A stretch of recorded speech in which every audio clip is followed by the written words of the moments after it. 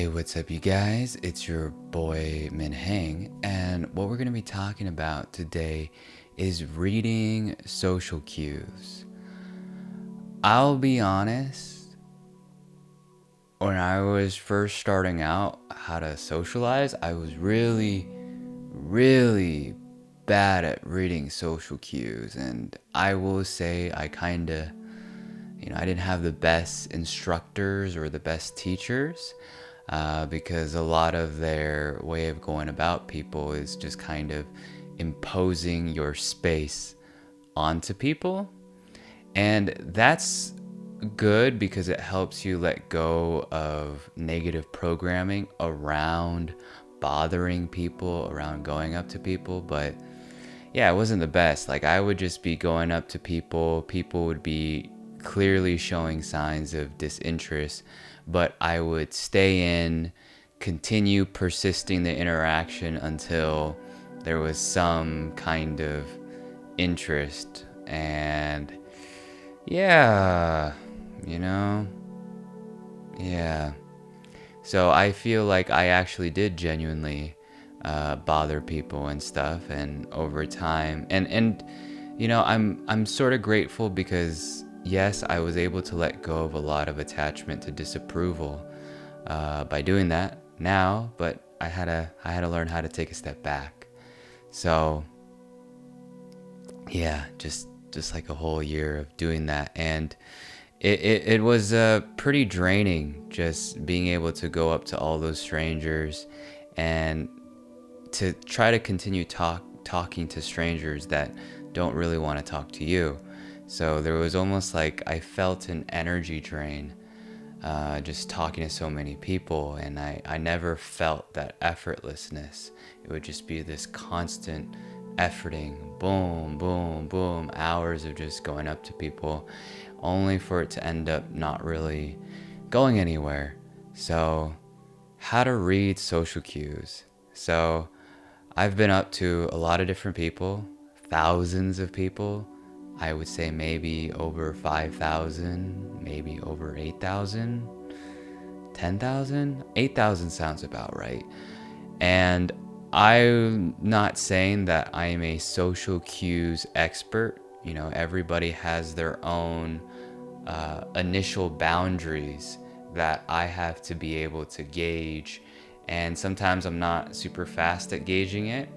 And sometimes I'm really good at gauging it. So I don't know the blueprint for every person, but this has been really helpful for myself and the homies that I've been able to challenge on going up to strangers, and they felt so many incredible results with it. They felt like, oh my God, I thought going up to people was very intrusive and bothersome. And I found that it wasn't. Like, holy crud. So they have found incredible results with this too. And I call it the 3-step gauging. The way that I gauge people is through energy. And what we have to be aware about is that every person that we're speaking to is constantly communicating a vibrational frequency. That frequency can feel flowing, and that frequency can also feel tight, restrictive, draining, right? And some frequencies feel flowing, easy, light. There's a lot of body language signs that they're okay with the interaction.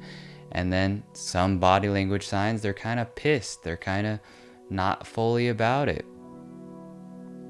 So we have to be able to read these energetic signs. However, it's very important to get over our fear of just being able to go up to people and being able to bother people. We have to be able to get over that fear, because the aversion to bothering people is the very energy that is blocking ourselves from clearly seeing the social cues. Our energies of people pleasing don't allow us to see the social cues in front of us. So the first step in being able to read social cues is actually being at peace with having a bad interaction, being able to not read social cues, being able to just make a ton of mistakes and just be like awkward, not knowing, like just being totally at peace with that. That is the number one foundational step into reading social cues. Being okay with not being able to read social cues. The second step in being able to read social cues is being able to understand energy, being able to understand energetic signs. Everybody that we meet is emitting a vibrational frequency. And it was only until I learned about energy that everything started clicking. I started to understand social cues better. I started to notice energetic signs better. It was like truly foundational. So I am so grateful for my teacher that taught me about energy work and understanding high vibration energy and low vibration energy. I'm just so grateful for him and what he's been able to teach me. So, energy. What is energy? So there's high vibration energy and there's low vibration energy. High vibration energies, they feel flowing, they feel free, they feel easy, and they feel light. Low vibration energies, they feel tight, they feel restrictive, they feel unreceptive, they feel unflowing, right? They kind of give you like that just kind of like weird look or kind of slightly peeved, pissed look, you know? Like people are constantly communicating their energy to you. And if it's in high energy, high vibration energy, I would continue the interaction. If it's in low vibration energy, I would probably not continue the interaction. Now we can start reading the energies. And what I like to do is that I have 3 gauges. I like to gauge it about 3 times. Where I'm at, I like to gauge it maybe 2 times. A third time is definitely like just pushing it. Like it's a little bit more effortful on my end. However, 3 times is like a really good guideline. You guys can experiment with whatever you want. Gauge 1 time, gauge 2 times, or gauge 3 times. Like you can gauge however you want. However, I would recommend as a guideline to gauge at least 3 times before you disengage with somebody. Okay? Okay. So what is gauging? So I have 3 gauges. First gauge is hello. A hello might actually start an interaction. Like if you're saying hello to someone in like while waiting in line at like a grocery store, like that actually might start something. Or if you're at a college or something and they're sitting down and just doing really nothing, a hello will actually be pretty effective, or just somewhat effective. But anyways, say hello to them and gauge if there's an energy of receptivity, an energy of lightness, or energy of want like oh hello, how are you, like like there's a nice energy. If you say hello to them and they're like totally not about it, then that's step 1. So gauge the energy there. That's gauge 1. And if there's high vibration energy there, persist a little bit. Maybe ask them, how are you, right? And how are you is the second gauge. And gauge if based on how much they're willing to share. If they're willing to share a good amount, oh shit, that's a good gauge. That's a good sign that they want to continue the interaction.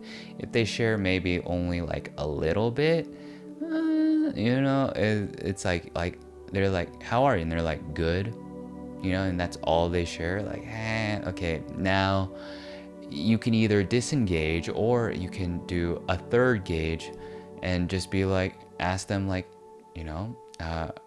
what good happened to you today?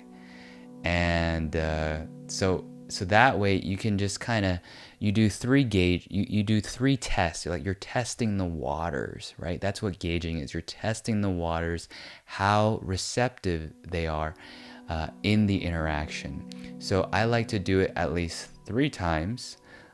In my daily life, I do about 2 times, but as a guideline for you guys, I recommend 3 times. Hello, how are you?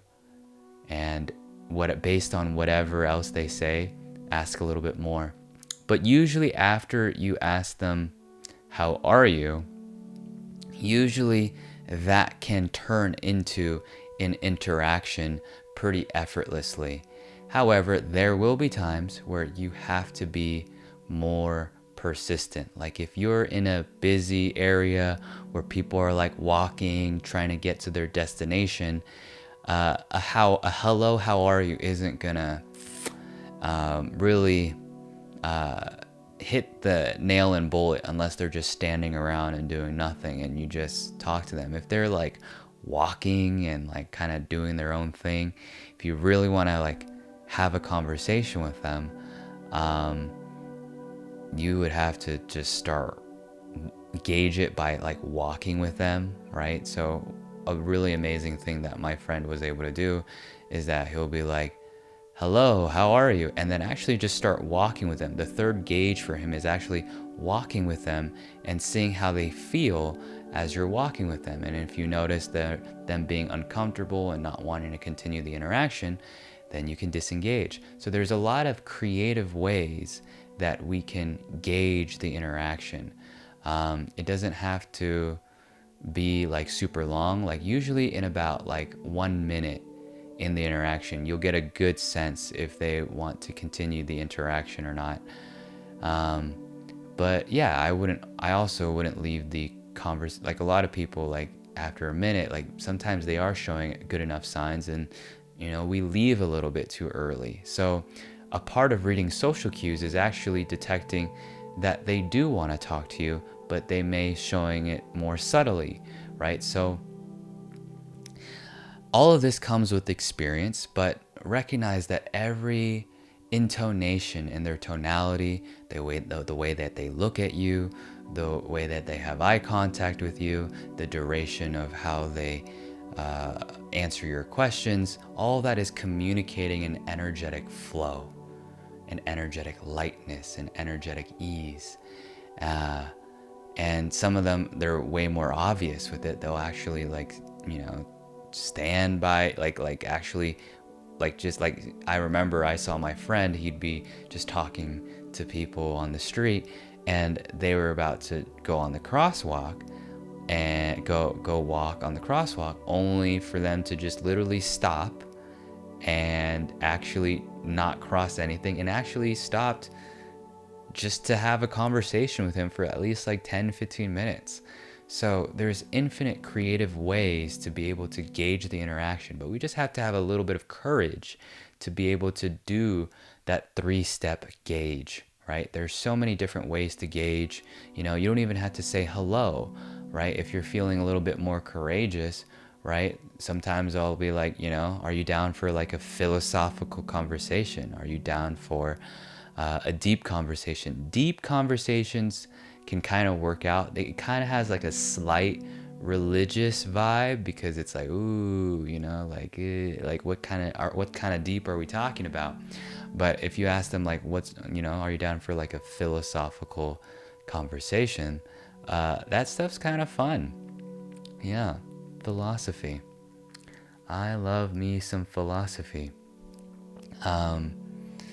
Yeah, that question's so great.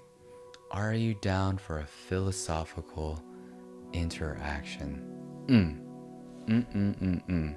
And we can change it up. And this is like really cool because the consent gauge is it makes interactions just so effortless, right? Because it's like they can literally give you a very fast yes or no.